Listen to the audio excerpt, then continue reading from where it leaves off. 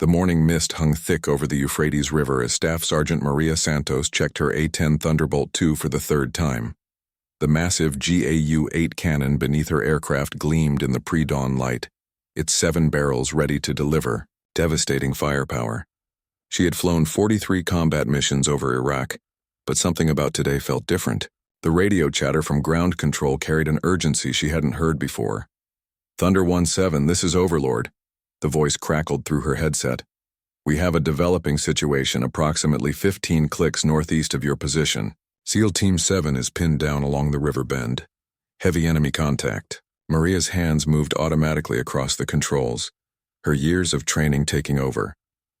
Below her, the desert landscape stretched endlessly, broken only by the winding ribbon of water that had sustained civilizations for thousands of years. Today, that same river might become a graveyard for American servicemen if she couldn't reach them in time. Lieutenant Commander Jake Morrison pressed his back against the crumbling mud brick wall, feeling the sharp edges bite through his tactical vest. The ancient building had probably stood for decades, weathering countless storms, but now it shook with each explosion from the enemy mortars. His 5-man SEAL team had been conducting a routine reconnaissance mission when everything went sideways. "Contact. Left. Contact left." Petty Officer Second Class Danny Rodriguez shouted over the deafening gunfire. His M4 carbine barked repeatedly as he laid down suppressing fire toward the tree line, where muzzle flashes winked like deadly fireflies. Morrison keyed his radio with shaking hands. "Overlord, this is Neptune 7. We are taking heavy fire from multiple positions. Estimate 40 to 50 enemy combatants. We need immediate air support, over." The response came back through waves of static. "Neptune 7, Thunder 17 is inbound your position. At 12 minutes. Can you hold?" 12 minutes. Morrison looked around at his men. Rodriguez was bleeding from a shrapnel wound on his arm but kept firing. Hospital Corpsman 3rd Class Tommy Chen was treating Petty Officer Williams, whose leg had been torn open by flying debris. Petty Officer Jackson maintained overwatch from the 2nd floor, his sniper rifle picking off targets with methodical precision. "We'll hold," Morrison replied, though he wasn't sure how. The insurgents had appeared from nowhere, emerging from spider holes and hidden bunkers like ghosts materializing from the earth itself. What started as a simple intelligence gathering mission had become a desperate fight for survival. The enemy had them surrounded on 3 sides, with the river at their backs offering no escape route. Chen looked up from Williams's bandaged leg. "LT, we're running low on medical supplies. Williams needs a medevac soon or he's going to bleed out." Morrison nodded grimly. They all knew the situation. The nearest friendly forces were hours away by ground, and helicopter extraction was impossible with enemy anti-aircraft weapons in the area. Their only hope was the A-10 pilot racing toward them through the morning sky. Maria pushed her throttles forward, feeling the twin General Electric engines respond with a surge of power that pressed her back into her ejection seat. The A-10 wasn't built for speed, but she was coaxing every knot possible from the sturdy aircraft. The digital display showed her airspeed climbing past 380 knots as she skimmed low over the desert floor. "Thunder 17, Neptune 7. Morrison's voice came through her radio, punctuated by the sound of gunfire. "We're taking casualties. Down here, how far out are you?" "Neptune 7, I'm 8 minutes from your position. Transmit your coordinates and give me a sit rep." As Morrison rattled off the grid coordinates and described their tactical situation, Maria studied her digital maps and weapon systems. The A-10's advanced targeting pod would allow her to distinguish between friendlies and enemies, but close air support in urban terrain was always dangerous. One mistake could kill the very people she was trying to save. The insurgents seemed to sense that help was coming. Their attacks intensified, with rocket-propelled grenades exploding against the building's walls and automatic weapons fire pouring in from multiple directions. Morrison watched helplessly as chunks of concrete and brick cascaded down around his team. "Jackson, what do you see up there?" Morrison called to his sniper. "LT, they're massing for a final assault. I count at least 30 moving toward our position, from the north. They've got RPGs and what looks like a heavy machine gun." Morrison felt his stomach drop. 30 fighters with heavy weapons against his 5-man team. with one man wounded and their ammunition running dangerously low.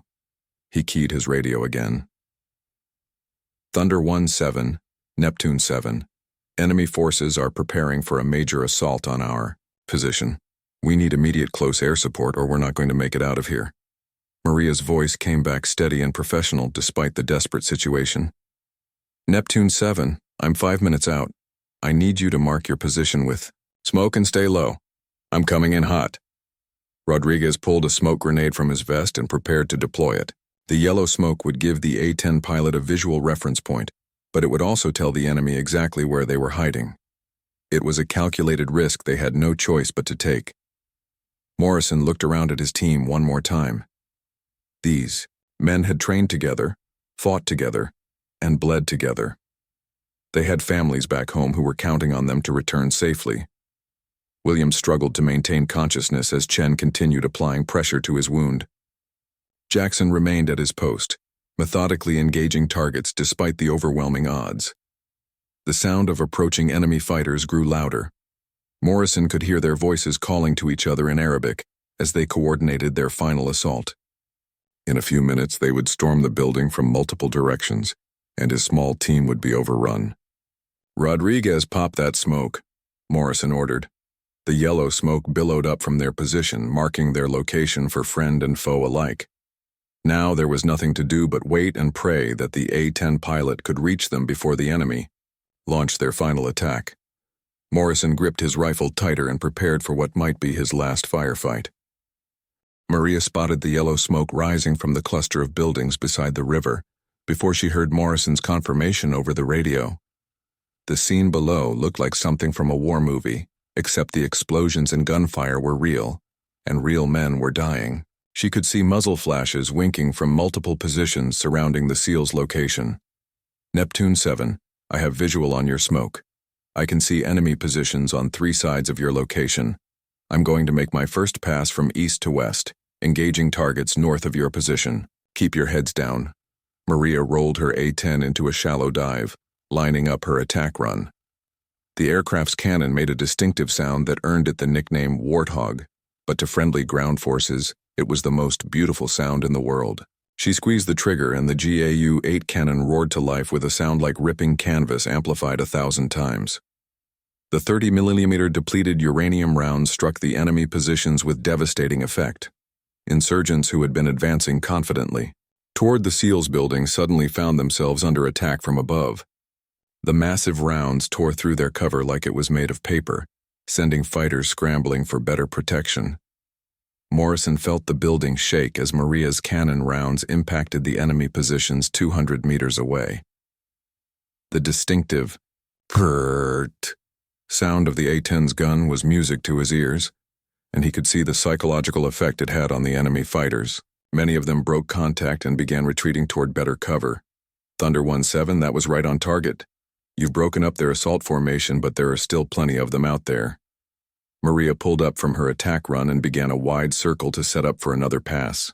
Her targeting pod showed heat signatures of fighters who had survived the initial attack, now taking cover in buildings and behind vehicles scattered throughout the area.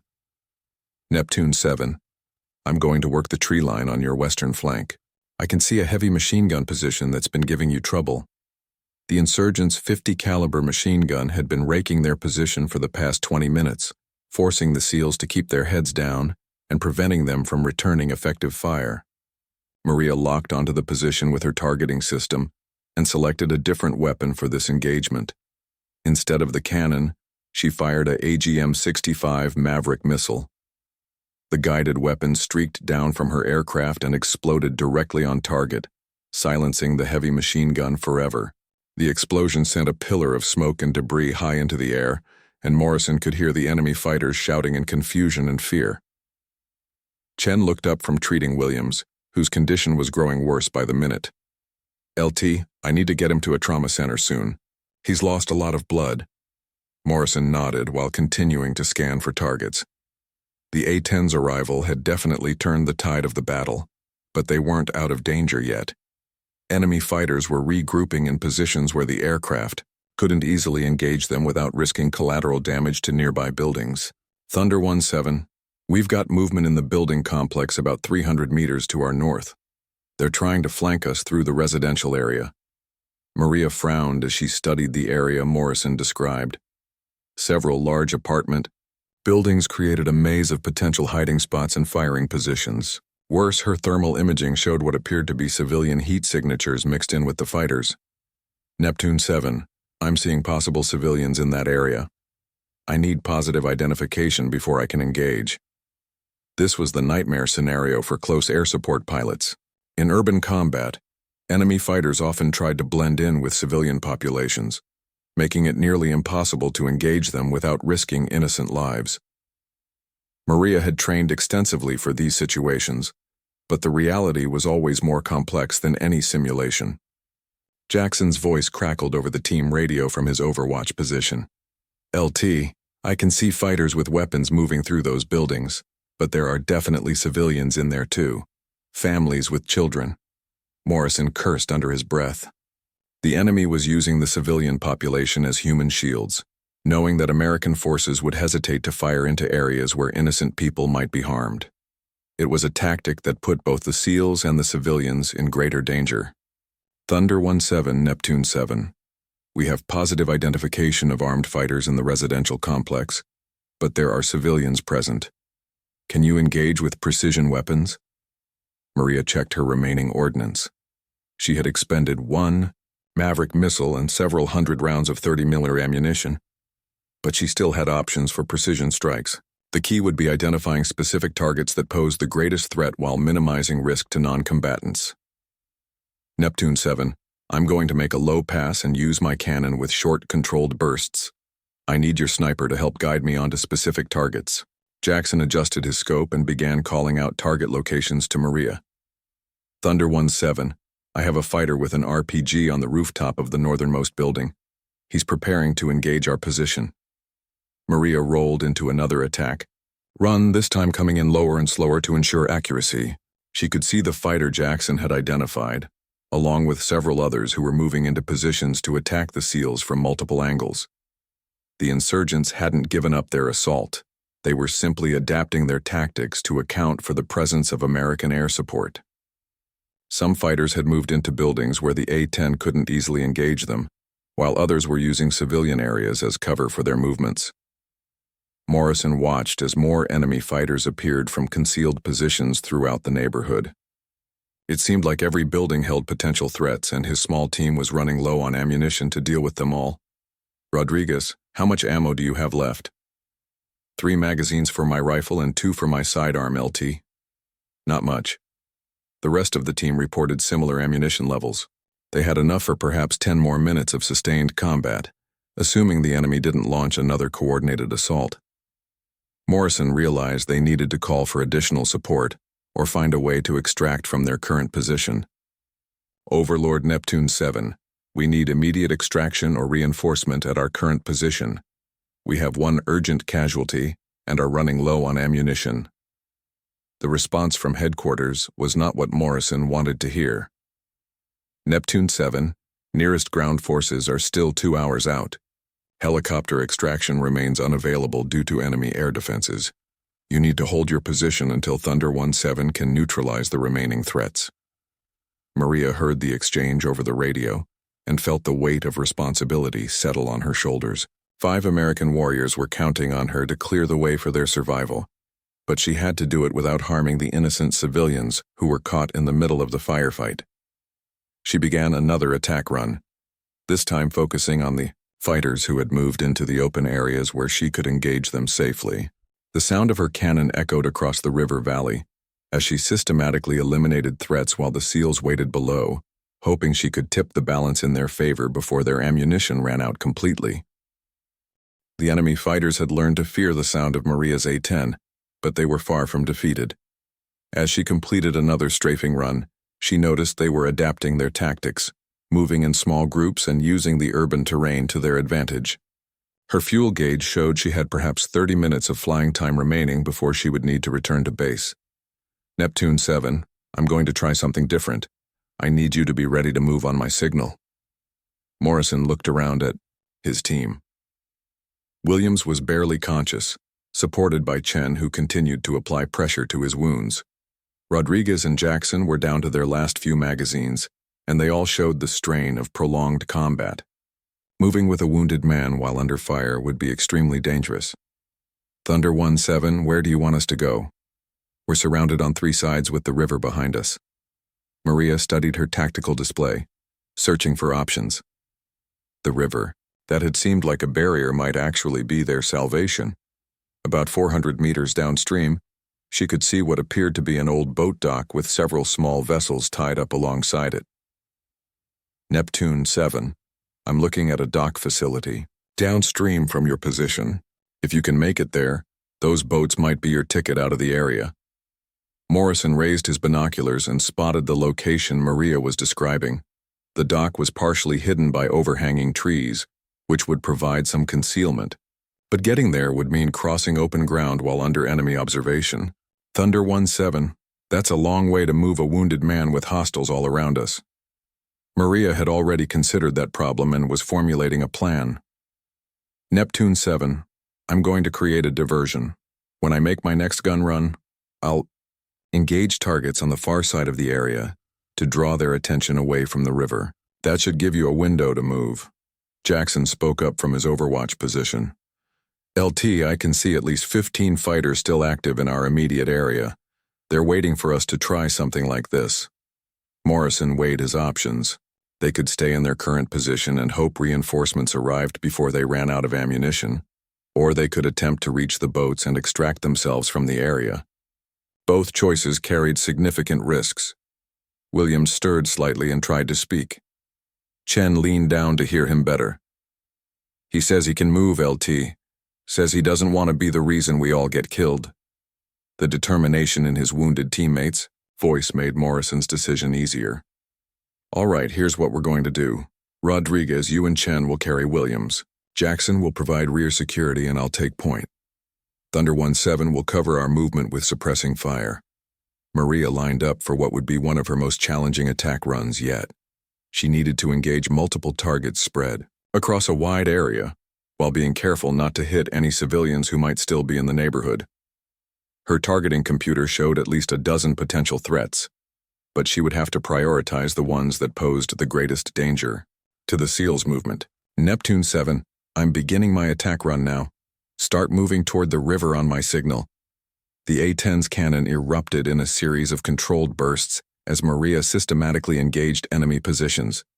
She started with the fighters closest to the SEALs' route to the river, then worked her way outward to create a corridor of suppressed enemies. Go, go, go! Morrison shouted as he led his team out of their defensive position.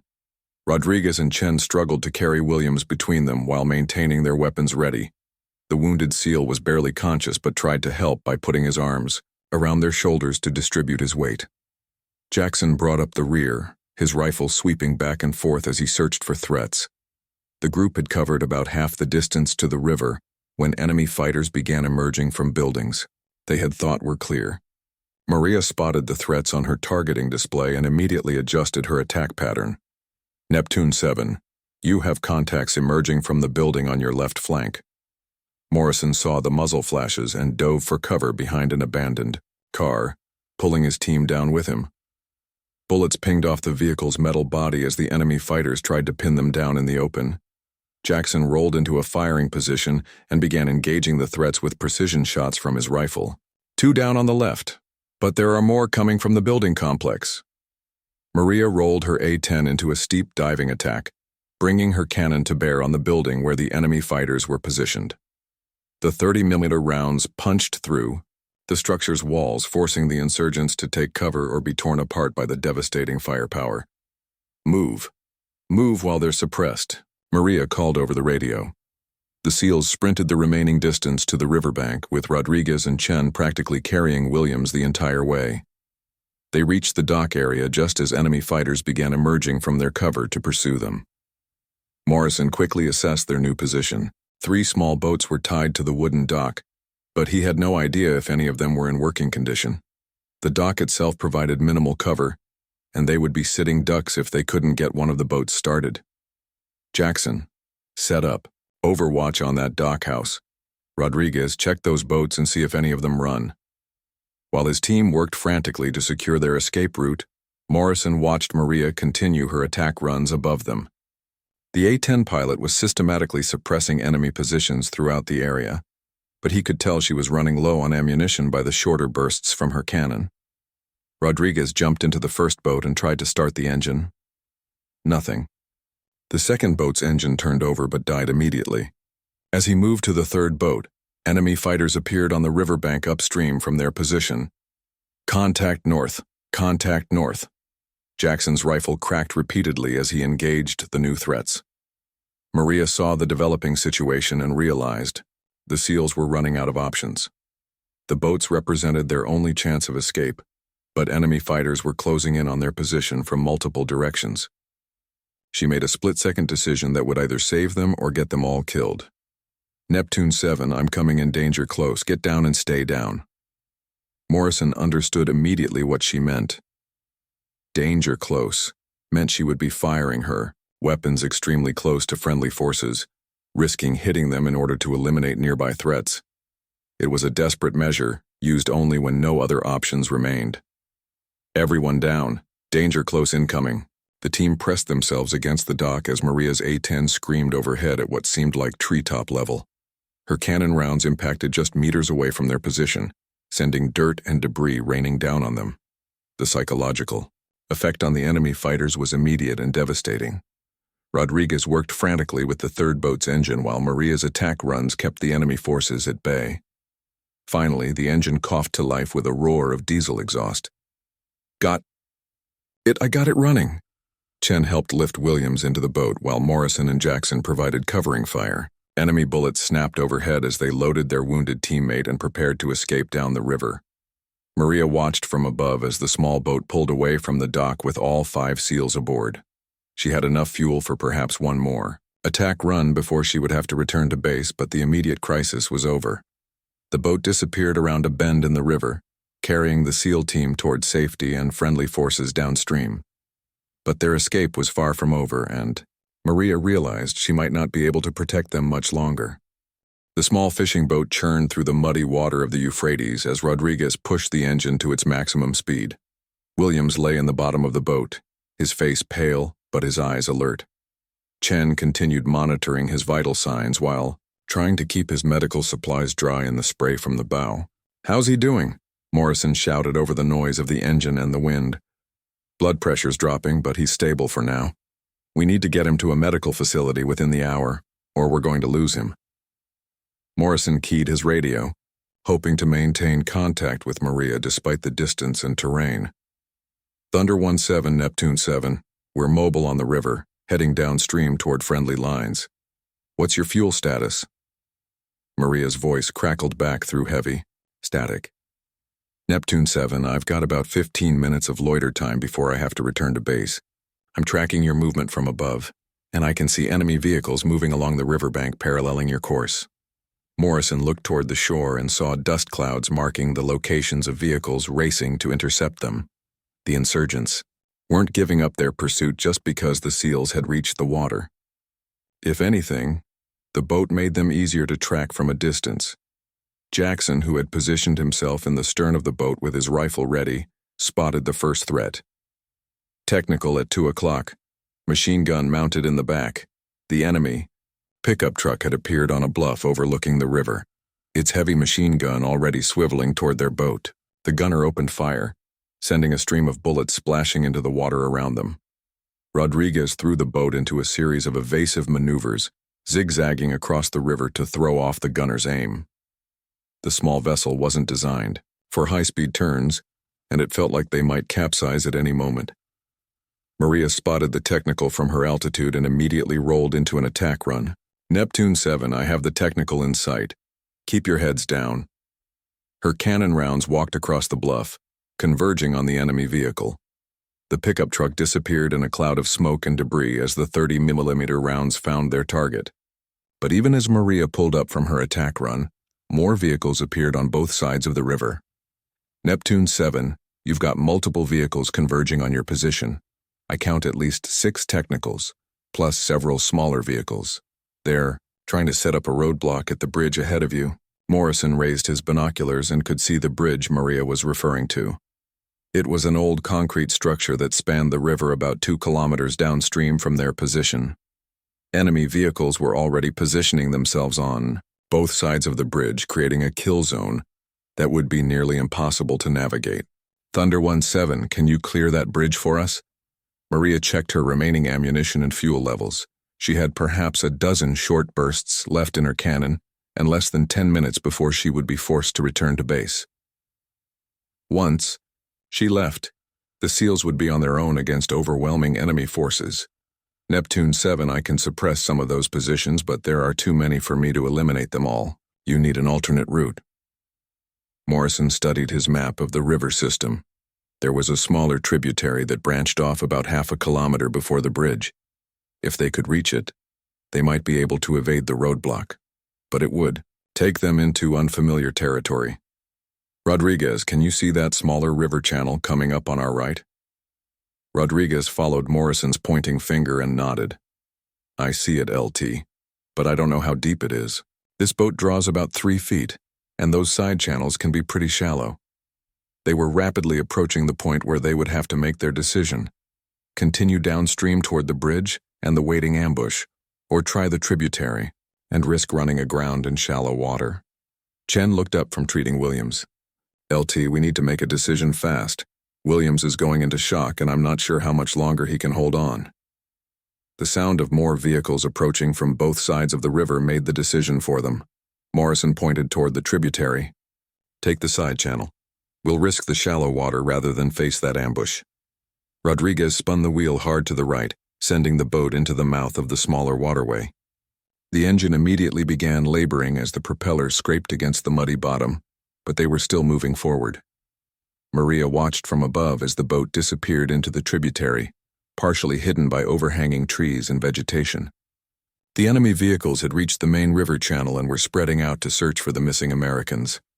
Neptune 7, I'm going to engage the search parties to buy you some time, but I'll be leaving station in 5 minutes. She selected her targets carefully, focusing on the vehicles that posed the greatest threat to the SEALs' escape. Her cannon made short work of 2 more technicals, but the remaining enemy forces quickly learned to take cover when they heard the distinctive sound of her engines.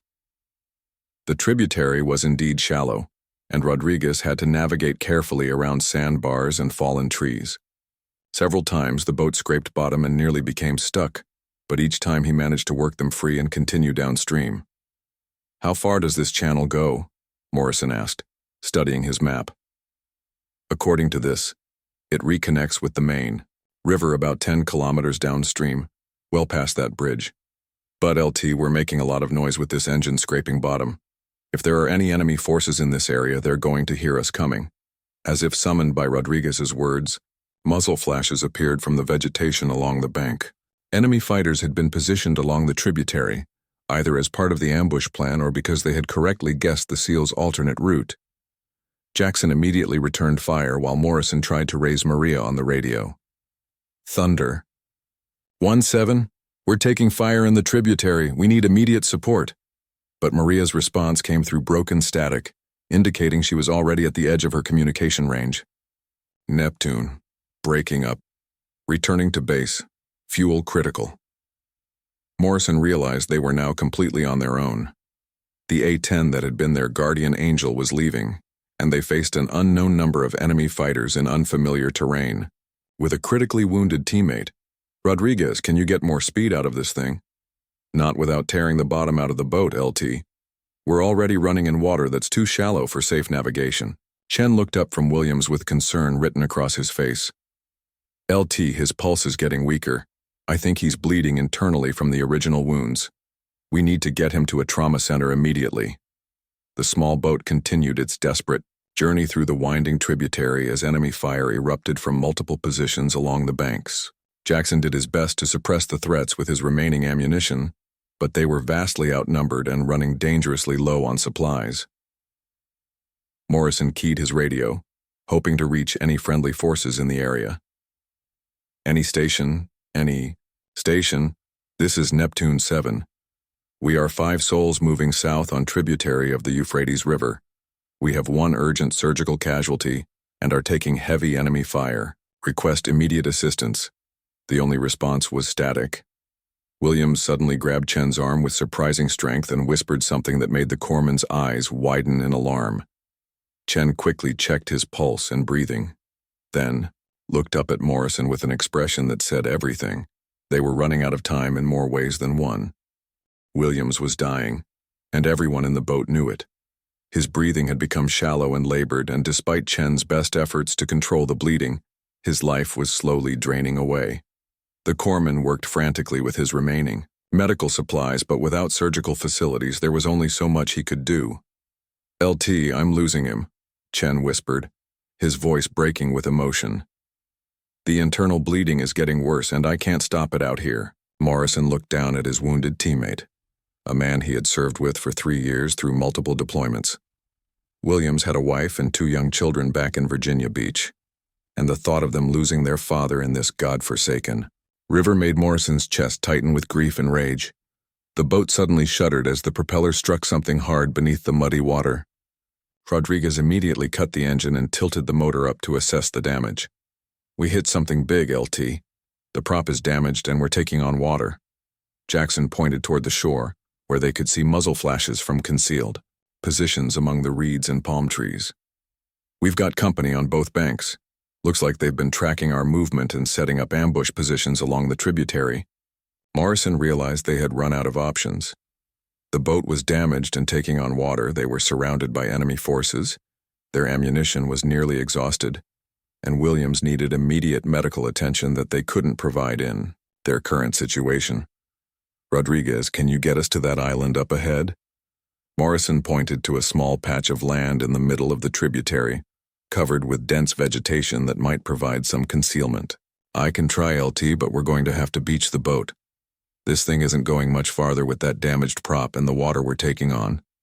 The enemy fighters along the banks seemed to realize the Americans were in trouble and began intensifying their fire.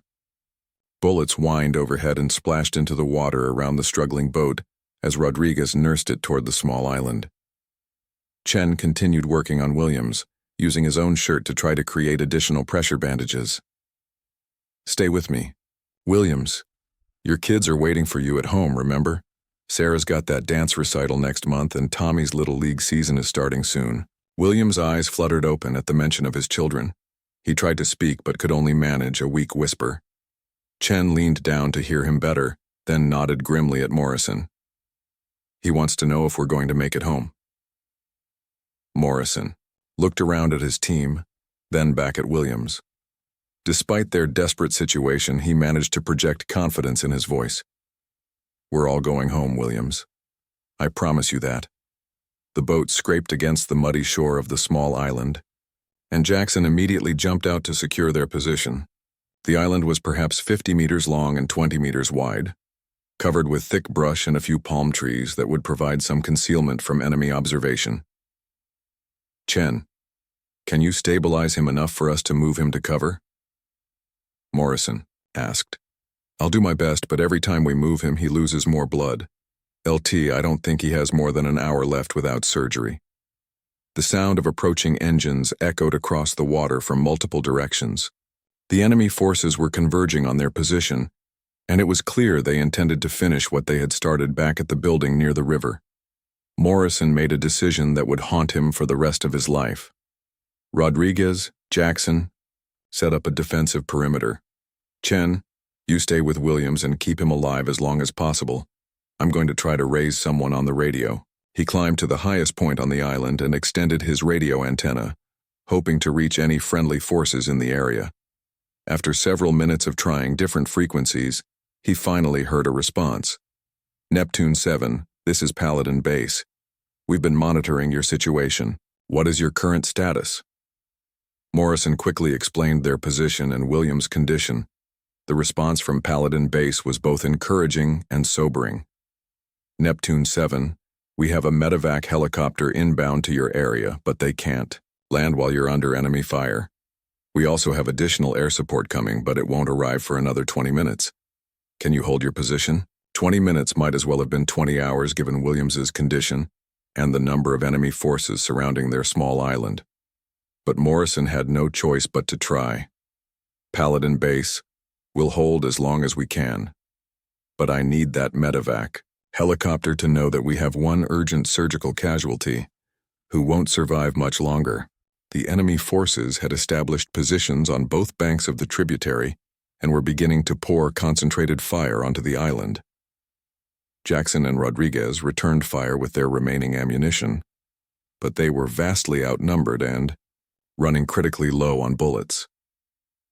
Chen looked up from Williams with tears in his eyes. "LT, I'm losing him. His blood pressure is dropping fast and I can barely feel a pulse." Morrison crawled over to where Williams lay and took his hand. The wounded SEAL's eyes opened and he managed a weak smile when he saw his team leader's face.